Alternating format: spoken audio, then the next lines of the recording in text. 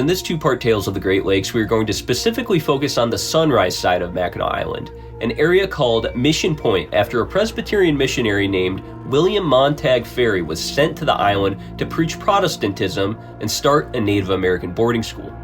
Mission Point Resort was built by a group called Moral Rearmament in the 1950s, and many perceive this group to be a cult, including actress Glenn Close, who grew up in the Moral Rearmament movement, but not on Mackinac Island.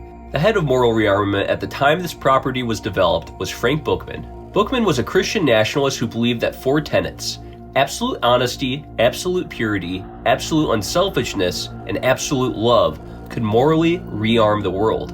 Although if you talk to members of the MRA, they tell you that all the MRA wanted was world peace, and they aren't a cult at all. And there is still debate today on if they were actually a cult or just a harmless movement.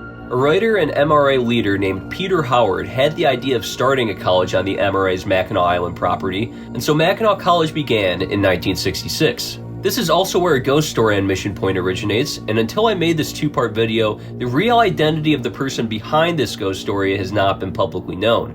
Many who know about the haunting of the Mission Point Resort like to call this ghost Harvey, and say he was a kid who went to Mackinac College and jumped off a limestone bluff called Robinson's Folly, next to the resort due to an unrequited love. Both parts of the story are wrong, but I did find a real story in an old newspaper clipping of a kid who unalived himself on the island while attending Mackinac College.